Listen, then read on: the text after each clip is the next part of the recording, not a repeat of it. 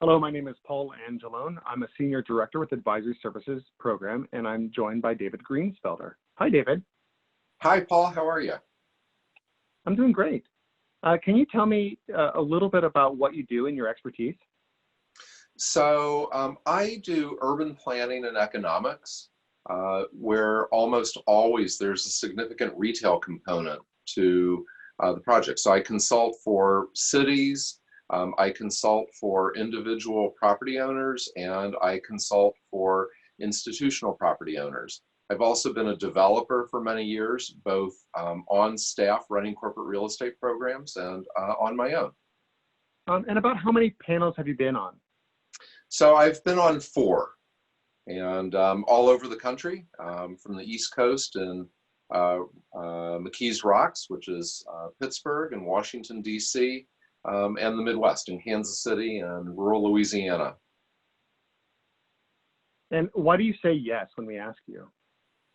You know, I really like the opportunity to go someplace I've never been before, to try to tackle a really complex, thorny problem with a group of people who are really smart. I mean, it may sound a little funny, but that's a fun vacation for me. So these panels are kind of a vacation. Well, that's good to hear. Do you have a favorite or memorable panel in the 4 you've done? You know, they're all memorable for different reasons. So, for example, Morgan City, which is rural Louisiana, we had some crazy political issues, and then also a local financial structure. We had a parish that had 40,000 people and I think 37 taxing entities.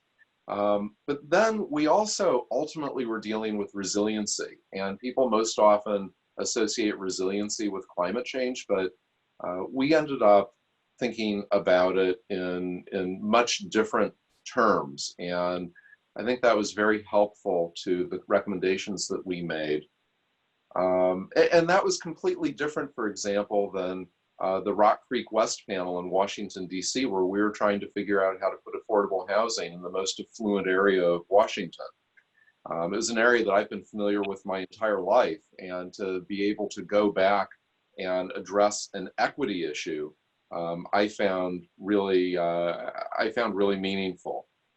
There are always questions on these panels that we end up answering that weren't questions that the sponsor asked. And so, that's a terrific opportunity, both for the sponsor and also a challenge for us.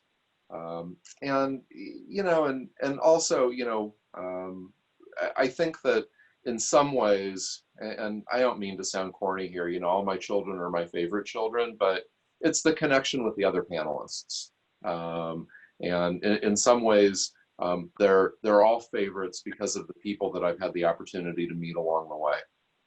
It was also fun doing stakeholder interviews and somebody driving up in a pickup that had an alligator that they just shot in the flatbed, and that's how the interview started. So there's the unexpected also. There's always the unexpected. Were there any particular recommendations that interested you in those panels that you've done?